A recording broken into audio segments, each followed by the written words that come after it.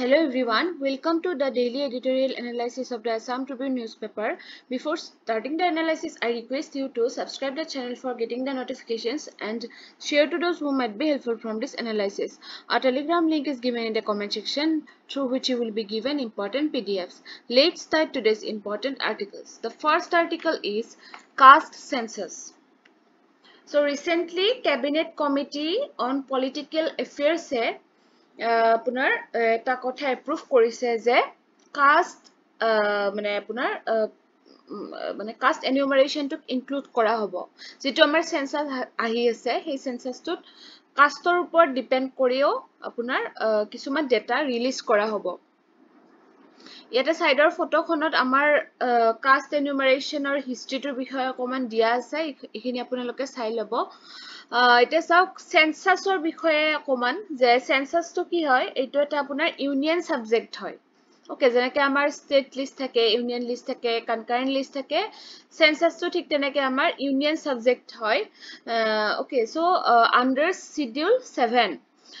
Under article 246 আৰু article 2 মনত ৰাখিব সেন্সাস টো কোনটো আৰ্টিকলৰ ভিতৰত আহিব আৰ্টিকল 246 ওকে সো আমাৰ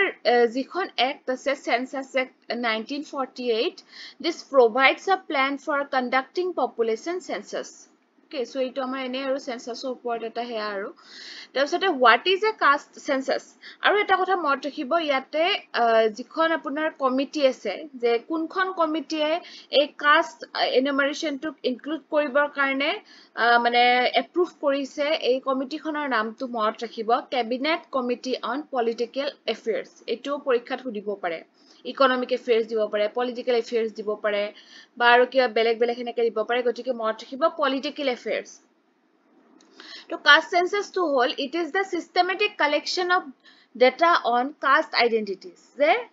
আপোনাৰ বেলেগ বেলেগ কাষ্টৰ কেনেকুৱা ধৰণৰ ডাটা যেনেকুৱা ধৰক পপুলেশন হ'ব পাৰে তেওঁলোকৰ লিটাৰেচাৰ কিমান হয় মানে বেলেগ বেলেগ কাষ্টৰ বেলেগ বেলেগ হ'ব বা তেওঁলোকৰ আপোনাৰ সেক্স ৰেশিও কেনেকুৱা হয় এই স্ট্ৰাকচাৰ কেনেকুৱা হয় এনেকুৱা ধৰণৰ ডাটা বিলাক মানে যেনেকে জেনাৰেল পপুলেশনৰ উলুৱাই ঠিক তেনেকে হেই বেলেগ বেলেগ কাষ্টৰ ক্ষেত্ৰটো উলুৱা হ'ব It provides socio-demographic insights essential for affirmative action and social justice planning. Actually, তেতিয়া গম পোৱা যায় কোনখিনি কাষ্ট পিছ পৰি আছে কোনখিনি মানে আপোনাৰ ফৰৱাৰ্ড হৈছে তেতিয়া মানে এটা ইনক্লুসিভ মানে যাতে এতিয়া প্ল্যানিং টু ইনক্লুসিভ কে কৰিব পাৰি একচুয়ালি সেই কাৰণে এই বস্তুটো কৰা হৈছে সো এটোৰ significance কি যে judicial requirement the states must conclude the backwardness of a particular class of people যে এটা যদি কাষ্ট সঁচা অৰ্থত ব্যাকওয়াৰ্ড হৈ আছে হেইটো কেনেকে আমি আগুৱাই আনিব পাৰো হেইটোক মানে গম পোৱা যাব এনেকুৱা ধৰণৰ কাষ্টটো কৰাৰ ফলত so social justice caste census along with other data might be helpful for drawing up fresh list of socially and educationally backward classes কারণ আগৰ পৰাই যিখিনি কাষ্টৰ মানুহে সুবিধা পাই আছে তাৰে হয়তো বহুখিনি মানুহে মানে সুবিধা পাই আপোনাৰ হেতুক ইউটিলাইজ কৰি তেওঁলোকে মানে নিজকে ডেভেলপ কৰিছে গটিকে হয়তো তেখেতসকলতকে আৰু বেলেগ মানুহখিনি আৰু অলপমান বেছিকে আপোনাৰ হেনেকুৱা এটা মানে নাৰ্চাৰৰ প্ৰয়োজন হৈ আছে গটিকে মানে সেই বস্তুটো মানে চাব যে সেই জাস্টিসটো কেনেকে দিব পাৰি তাৰ পিছত আহিব আমাৰ পলিসি মেকিং যে caste census data will help in formulation of more informed and evidence based policy making এই পলিসি মেকিং কৰতে হেল্প কৰিব যাতে ইনক্লুসিভ মেনাৰত পলিসিটো বনোৱা হয় যাতে সকলো ধৰণৰ সকলোখিনি মানুহ হয় মানে সমানে আগুৱাই যাব পাৰে আমাৰ এফাৰ্মেটিভ অ্যাকশন বুলা যেটো ওয়াৰ্ড আছে হেটোৰ মিনিংটো কি যাতে মানে কি মানে দেখাত বেলেগ বেলেগ পলিসি লৈছে কিন্তু মানে সকলোৱে যেন সমানে আগুৱাব পাৰে সেই হিচাপেহে আমি মানে পলিসি বিলাক লব লাগে গতিকে হেতুকে আমি এফাৰ্মেটিভ অ্যাকশন বুলি কও ওকে সো যেতিয়া ধৰক এজন ধনী মানুহ এজন দুখীয়া মানুহ দুয়োৰে ক্ষেত্ৰত যদি আমি একে পলিসি লব যা তেতিয়া আমাৰ ভুল কৰা হ'ব গতিকে আমাৰ ৰিচ খিনিতকে পুৱাৰ খিনিৰ ক্ষেত্ৰত আমি অকমান বেছি স্পেশাল কৰিলে হেতুকে আমি এফাৰ্মেটিভ অ্যাকশন বুলি কও এতিয়া এই কাষ্ট সেন্সাসটো কৰাতে কিছুমান আমাৰ চ্যালেঞ্জেসও আহিব যেনেকুৱা এনামাৰেশন কমপ্লেক্সিটি আহিব আমাৰ কাৰণ আমাৰ ইণ্ডিয়াত বহুতখিনি আপোনাৰ কাষ্ট সাব কাষ্ট হয়নে বা বহুতখিনি কোটা থকা মানুহ আছে গতিকে ক্লাসিফিকেশনটো অকমান ডিফিকাল্ট হ'ব lack of standardized caste list center and states have different OBC list making aggregation inconsistent গতিকে হেতু আৰু যে আমাৰ এটা স্ট্যান্ডাৰ্ড লিস্ট বনোৱাত অকমান ডিফিকাল্টি আহিব পাৰে পলিটিক্যাল ম্যানিপুলেশন থাকিব গতিকে যে এই বস্তুটোৱে এই যে কাষ্ট বস্তুটোক আমি ইনক্লুড কৰিম হেতু আপোনাৰ ভোট বেংক পলিটিক্সত ফুয়েল কৰিব পাৰে ওকে মানে সোশিয়াল পোলাৰাইজেশন হৈ যাব পাৰে তাৰপিছত data sensitivity and accuracy self declaration may result in false reporting যে কিছু মানে কি কৰিব false report কৰিব যে ময়ো এটো কাষ্টৰ ইনক্লুড হয় হেনেকে বহুত আমাৰ কেস উলাই এনেকুৱা হ'ব risk of deepening caste identities গতিকে কাষ্টক লৈ অকমান বেছি মানে বস্তুটো কেনেকুৱা হৈ যাব মানে কাষ্ট ৰিলিজন এইবিলাকৰ ওপৰত ডিপেন্ড কৰি যেতিয়া ভাগ হয় না বস্তুবিলাক তেতিয়া বস্তুটো অকমান নেগেটিভৰ ফালে যায় গতিকে হেতু হ'ব পাৰে গতিকে কিছুমান ওয়ে ফৰৱাৰ্ড দিয়া হৈছে যেনেকা সাইন্টিফিক কেটেগৰাইজেশনৰ কথা কৈছে যে এটা আমাৰ স্ট্যান্ডাৰ্ড ক্লাসিফিকেশন থাকিব লাগিব ট্ৰান্সপাৰেন্ট মেথডলজি লাগিব যত আমি ডিজিটেল টুলস ইউজ কৰিব পাৰো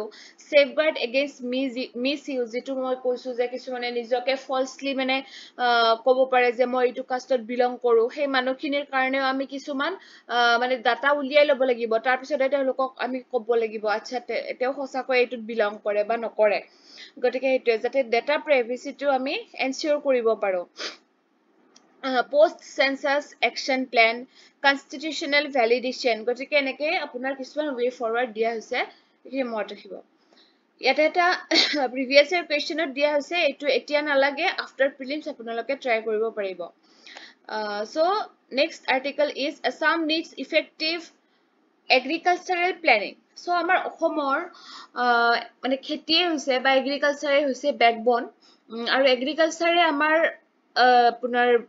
GSDP মানে gross state domestic productত 23% revenue contribute কৰি আহিছে আমাৰ অসমৰ ক্ষেত্ৰত and livelihood to 70% of the rural population of the state আৰু আমাৰ যেহেতু অসমখন এখন কৃষি মানে আপোনাৰ কৃষি বেসড ৰাজ্য হয় ইয়াৰে 70% মানুহে rural এৰিয়াৰ কৃষিৰ ওপৰত নিৰ্ভৰ কৰে তো ইয়াতে কিছুমান ইস্যু আছে যেনেকুৱা more than 85% farmers are in smaller marginal group যদিও agricultural based হয় আমাৰ অসমখন কিন্তু 85% farmers small বা marginal হয় যাৰ ওচৰত বহুত বেছি মাটি নাথাকে So total land under cultivation in Assam is 37.95% of the total geographical area of the state. গতিকে আপোনাৰ ষ্টেটখন কৃষি বেসড হলেও ইমানো মাটি যে আমাৰ খেতি কৰাৰ ভিতৰত পৰিছে হেতু নহয় only 37% মানহে খেতি কৰা মাটি আছে আমাৰ অসমত So agricultural growth rate reduced sharply to 1.4% in 2023 to 24 compared to 4.7% in 2022 to 23 মানে আমাৰ growth rate to কমি গল okay so the বহুতখিনি কমি গল যে 2023 4.7% আছিলে আৰু এতিয়া 1.4% হে হল So the seed replacement rate is also very low. The replacement to খুব কমকে কৰা হয় যে এই বছৰ যিখিনি সিডেৰে খেতি কৰিছে নেক্সট বছৰৰ সেই সিড খিনি ইউজ কৰিছে আসলতে তেতিয়া আমি ভাল এটা ফল নাপাও আমি নতুন মানে ফ্ৰেশ যেতিয়া আমি সিড ইউজ কৰো তেতিয়া আমি বেছি গ্ৰোথ ৰেটটো পাম এইবিলাকে কাৰণ হয় যে আমাৰ গ্ৰোথ ৰেটটো কমি গৈছে so during the seasons of autumn rice or winter rice Assam generally experiences either excess rainfall or race downpour or drought like situation so আমাৰ অসমৰ এটো মেইন প্ৰবলেম যে বহুত বেছি বৰষুণ হৈ যায় বহুত বেছি খৰাং হয় okay so বেছি ভাগ ফ্লাডৰ প্ৰবলেমটো হয় বাৰু সেই কাৰণে আমাৰ প্ৰডাক্টিভিটিটো কমি যায় তাৰ পাছতে আৰু কিছুমান কাৰণ আছে poor financial support fluctuation in the monsoon natural calamity এইবিলাকৰ কাৰণে আমাৰ কৃষি আমাৰ পিছ পৰি গৈ আছে okay financial supportৰ অভাৱত বা মনসুনৰ প্ৰবলেমৰ কাৰণে বা ধৰক বাৰু এনেকুৱা ধৰণৰ ফ্লাড বা এনেকুৱা নেচাৰেল কেলামিটিজ বিলাকৰ কাৰণে তাৰপিছতে সলিউশনস দিছে the overall target of agricultural planning in Assam is to increase the growth rate to at least 2% যে আমাৰ growth rate to at least 2% কৰিব try কৰিব লাগিব যাৰ কাৰণে আমি Rabi crops ok besi importance dibo lagibo karon jetia ami kharif crops or kheti koru tetia amar hey disasters bilak hoy banpani hoy bahut besi borokhun hoy gotike thandar dinot amar mane rajyokhonot eta bhal botor thake gotike thandar dinot jikhini amar kheti hoy hekhini ami besi importance dibo lage climate friendly crops have to be developed jikhini amar eta climate change hoye ase ami bihekke mane tir khetrot bahut kini ami dekha paisu je climate change or karone kiman bad impact pori ase gotike hey climate tor logot mili jabo porake ami kisuman mane crop develop koribo lagibo tar pisore multiple cropping to ami anibo lagibo je ধৰক মাটিখিনি যাতে বহি না থাকে যে এতিয়া যদি এটা সিজনত যদি এটা খেতি কৰিছো নেক্সট সিজনত আৰু এটা কৰিছো হেনেকুৱাকে আমি মাল্টিপল কৰিব লাগিব cultivators must be provided with fresh and properly preserved seeds তেওঁলোকক সিডটো যোগান ধৰিব লাগিব তাৰ পিছতে water tolerant or flood tolerant variety of rice আমি introduce কৰিব লাগিব যেনেকে climate friendly crops ৰ কথা কৈছো তাৰ পিছতে এটা sound network লাগিব মানে agricultural planning কৰিব পৰা বা scientific research কৰিব পৰা মানে farmers lab এইবিলাকৰ মাজত এটা ধুনিয়া এটা relation থাকিব লাগিব যাতে farmers বিলাকে গম পায় যে এনেকে planning কৰিলে ঠিক হ'ব because agriculture is about science gotike science jodi najane farmers se tetia hole thikmote produce no hobo so improvement in production of summer paddy so mane summer paddy to kami improvement koribo lagibo tar pisote apunar shallow tube wells tractors power tillers ebilak ami marginal farmers bilakok ami jogan dhoribo paribo lagibo so yate duta man apunar hair institute or naam ase jeneko amar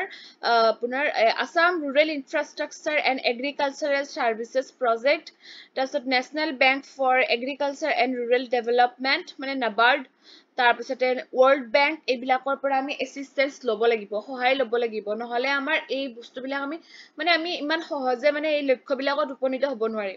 adoption of new strategies like integrated pest management integrated nutrient management promotion of farm mechanization ebilako ami adopt kori lobo lagibo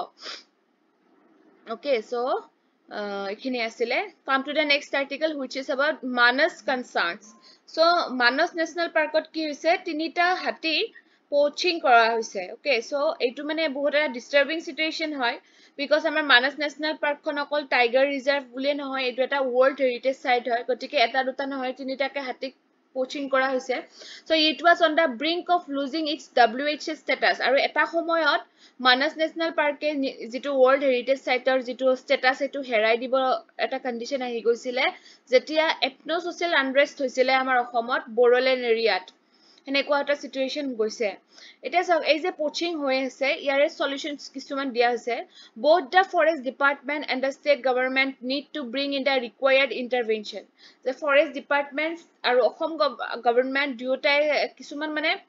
intervention lobo lagibo jate ei problem to solve koribo pari jeneke amar rhino poaching to komi goise thik teneke amar elephant or jeto arambho hoise etu komi bondo korabo lagibo immediately okay so a foolproof security mechanism should be put in place eta strong security mechanism lagibo frontline personnel should be adequately trained jikhini tate personnel niyok kora hoy niyojito kora hoy telokok adequately train korabo lagibo eitu khetrot anti poaching responsibility khetrot equally imperative is to have a strong intelligence network that a strong intelligence network lagibo trained manpower lagibo aru eta dibo pare apunaloke je drone surveillance hetu apunaloke include koribo pare article tut nai baru to sab the level of their preparedness and motivation has a direct bearing on the success of conservation as a personnel bilakok punar niyojito kore telokok jitu preparedness jitu training ba telokor jitu motivation hetu bahut khini mane depend kore je hey jitu amar conservation system হেতু মানে কিমান কিনি strong হৈছে কিন্তু মানে কি হয় বেছিভাগ দেখা পাও আমাৰ সেই গাৰ্ড বিলাক এজেড হয় বা তেওঁলোকে মোটিভেটেড নহয় আনমোটিভেটেড হয় হেতু হলে প্ৰবলেম হৈ যায় সেইকাৰণে গভৰ্ণমেণ্টে তেওঁলোকক বিশেষকে ট্ৰেইন কৰাত বা আপোনাৰ এই ক্ষেত্ৰত যাতে তেওঁলোকে ইন্টেলিজেন্ট হৈ থাকে বা নতুন নতুন সাইন্টিফিক কিছুমান আমি টেকনিক্যাল আৰ্টিফিশিয়াল ইন্টেলিজেন্সও আমি ইউজ কৰিব পাৰো এনেকুৱা ধৰণৰ আমি কিছুমান ৱে ল'ব পাৰো ইয়াতে এক্সট্ৰা প্ৰিলিমছৰ কাৰণে ডেটা দিয়া হৈছে ফাৰ্ষ্ট টাইগাৰ ৰিজাৰ্ভ হৈছে অসমৰ মানস টাইগাৰ ৰিজাৰ্ভ প্ৰথম tiger reserve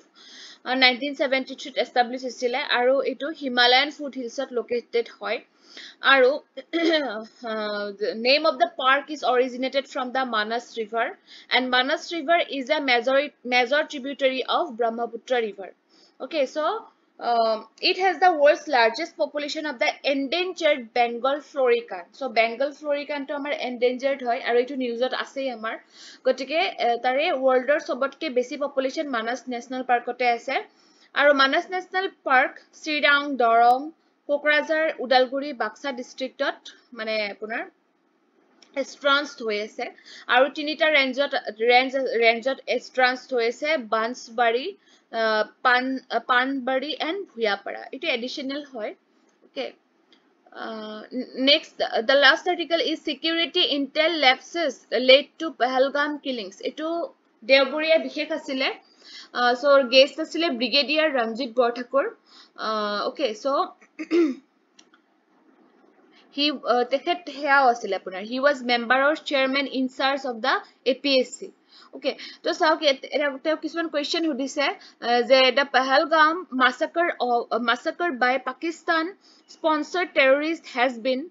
one of the worst killings in recent times what could be the plan behind this attack je ei attack to mane plan to kenekwa asile so teo koise je mainly jeto Beluchistanor kotha koise dekhete asolte je Pakistan army chief provocative statements visit of the US vice president so mane punar US or vice president India's jeto support ase Beluch freedom movement ba Kashmir jibilak apunar tourism boom hoise tia tourism development hoise ebilake karon asolte karon ami agor news bilakoto porisu karon Kashmir jehetu etia tourism to bahut besi developed hoi goi ase hetu tamne hojjo hua nai karon hetu jaga telokor safe haven hoy hetu hol main karon tar upori dekhete aru dise enekwa karon aru eta koise je etu eta continuation hoy Pakistan's policy of bleeding India by 1000 cuts se India kiman khini harm koribo pari etu ei telokor policy na gotike etu eta continuation hoy mane telokor hetu mane eta je show korile je ami apunalokor logot শত্রুতা এৰি দিয়া নাই হেতু এটা show কৰিলে আকৌ এবাৰ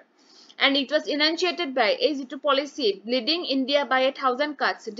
was initiated by former Pakistan President General Ziaul Haq in 1978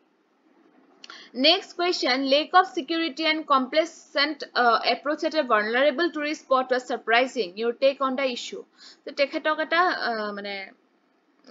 মানে খুদিছে যে সিকিউৰিটিৰ অভাৱত মানে এই ঘটনাটো হবলে পালে নেকি সো তেখেতে কৈছে যে such an incident happened probably due to gaps in the security and intelligence grid যে obviously securityৰ অভাৱতে হৈছে বা intelligence grid কোনো ইউজ কৰা হোৱা নাই coordination নাই ডিপাৰ্টমেন্টস বিলাকৰ মাজত সেই কাৰণে হবলে পালে আসলতে এনেকুৱা ঘটনা so the area was neither under surveillance nor dominated by the security forces সেই কাৰণে কৈছে যে দেখখনৰ যিকোনো tourism কৰা জাগাতে আসলতে safety to একদম strong কৰিব লাগে কাৰণ কোট কোনে কেতিয়া কি খুমাই পেলাই কি মানে কি plan কৰি আছে গম নাপায় so Pakistan has been blaming India for terrorist attacks by Balochistan Liberation Army in Pakistan is it a retaliatory move যে পাকিস্তানে তো আমাৰ ইন্ডিয়া blame কৰি আছে যে Balochistan Liberation Army মানে attack কৰিছে পাকিস্তানক যে তেওঁলোকে এটা retaliatory movement লৈছে নেকি এটো so তেখেতে কৈছে the Baloch freedom movement began primarily because of Pakistan's forceful integration of Balochistan province into Pakistan যে পাকিস্তানে আসলতে এই Balochistan খন মানে forcefully মানে integrate কৰিছিল নিজৰ দেশখনৰ লগত On the eve of independence, princely states were given the option to either join Pakistan or India or remain independent. যে independent আমাৰ ভাৰতখন independent হোৱাৰ আগে মানে partition হোৱাৰ আগে princely states বিলাকক ব্ৰিটিছাৰছে independence দি দিছিলে যে হয়তো তোমালোকে পাকিস্তানত এড হোৱা নহয়তো ইণ্ডিয়াত এড হোৱা নহয়তো তোমালোকে independent হৈ থাকা তেতিয়া যেটো আমাৰ বেলুচিস্তানৰ কালাত মানে এটা বুলি জায়গা আছে Kalat state of Kalat so তেওঁলোকে ডিসাইড কৰিছিল যে আমি ইন্ডিপেন্ডেন্ট হৈ থাকিম কিন্তু তাৰে প্ৰিন্স জনক যেটো প্ৰিন্সলি স্টেটত এজন প্ৰিন্স থাকে সেই প্ৰিন্স জনক ফোৰ্স কৰিছিল যে আপুনি পাকিস্তানতে আহিব লাগিব and that was the beginning of the Balochi freedom struggle so তেওঁলোকৰ মতৰ বিপৰীতে আসলতে এটা মানে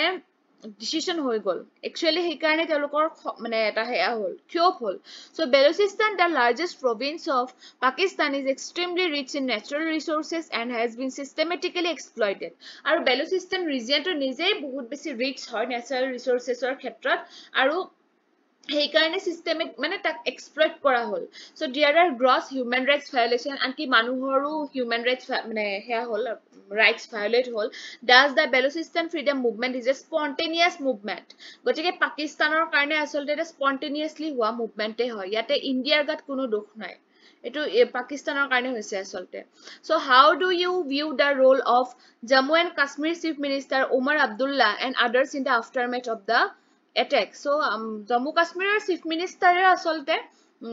mane heya Pakistaner against te ase because the Kashmiri community from all walks of life has come out openly against the killings aru chief minister Omar Abdullah hey attack to condemn korise India has already decided to suspend the Indus Water Treaty with Pakistan. What is the significance of this move? যে আমাৰ যে Indus Water Treaty to suspend কৰি দিছে এটোৰ significance to কেনেকুৱা হ'ব so এতেখেতে answer কৰিছে যে এটো এটা noteworthy মানে হেয়া হয় ডিসিশন হয় বা অ্যাকশন হয় বিকজ এটো পাকিস্তানৰ এটা গ্ৰেট এলাৰ্ম এটা সৃষ্টি কৰিছে যাতে দুনাই আৰু এনেকুৱা ঘটনা নকৰে so Pakistan has called India's decision an act of war কিন্তু পাকিস্তানে মানে বস্তুটো বেছি enmity ফালে লৈছে তেওঁলোকে কৈছে যে এটো এটা act of war হৈছে obviously act of war দেখাব বিচাৰিছে আমাৰ ইণ্ডিয়াৰ ফালৰ পৰা কাৰণ তেওঁলোকে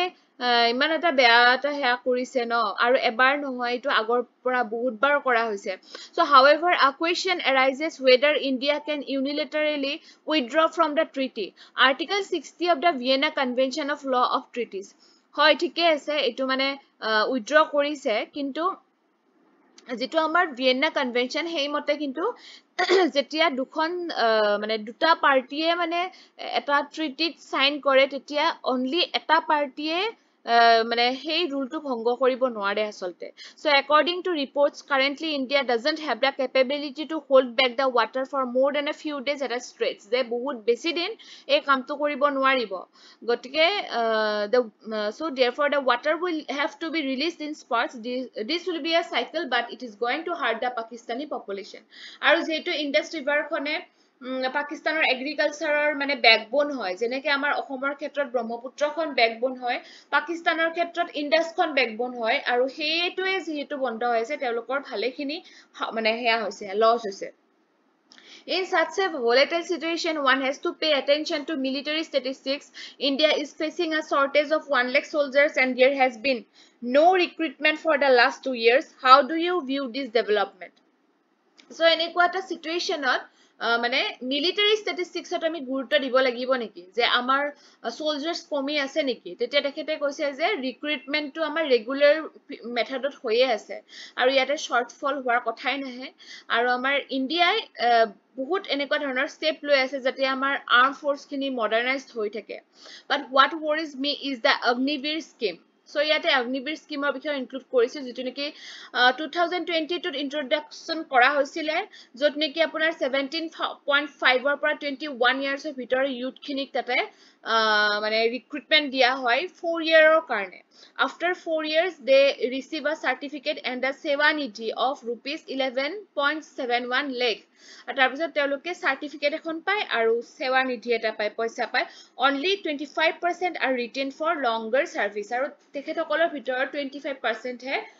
মানে বেছি দিন সাৰ্ভিসত থাকিব পাৰে আৰু ইয়াতে কিছুমান ক্ৰিটিক্সে মানে হেয়া কৰিছে ক্ৰিটিসিজম আছে যেনেকুৱা 75% of recruits don't receive long term benefits 25% খিনিহে সার্ভিসত থাকিল বাকি 75% খিনি নাথাকিলে 4 year to বহুত এটা কম পিৰিয়ড হয় upper age limit to অকমান বঢ়াই দিব লাগে মাত্ৰ ইয়াতে কিমান 17.5 ৰ পৰা 21 years দিছে so এইখিনি criticism so Pakistan next question Pakistan's economy today is in a shambles can it afford a war with India so Pakistan's economy already বহুত বেয়া হৈছে এতিয়া extremely in bad shape inflation is over 5.5% তাৰছত তেওঁলোকৰ যেটো foreign exchange reserve সেটো হিয়তৰ বহুত মানে এটা বেয়া পজিশনত আছে যেনেকা USD 3.7 billion Okay, so every year the country is being bailed out by the International Monetary Fund, Saudi Arabia, etc. In case of a war, Pakistan's suffering will be devastating. They already তেওঁলোকৰ ইমান বেয়া condition আৰু যদি তেওঁলোকে এনেকে warত মানে involve হ'ব লাগে তেওঁলোকৰ মানে economic system to destruction হৈ যাব. So Pakistan has suspended the Simla agreement. What is its significance? So Simla agreement খন suspend কৰা হৈছে. ইয়াৰ significance to কেনেকুৱা? Simla agreement কেতিয়া সাইন কৰা হৈছিল মনত ৰাখিব 1972 কৰা হৈছিল আৰু এই agreement খনে কি মাৰ্ক কৰে end of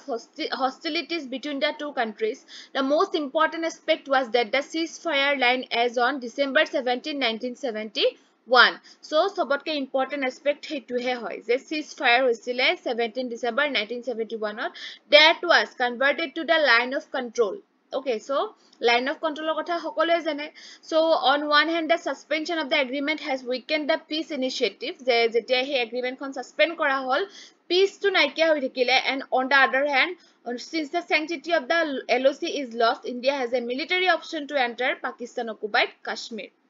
otike enekwa dhoroner kisman question dise jitu neki apnalokok help koribo bostu mane hey context to bujar karone bahut help koribo mane Okay, so আজিৰ কাৰণে এইখিনি আছিল Thank you for watching the video.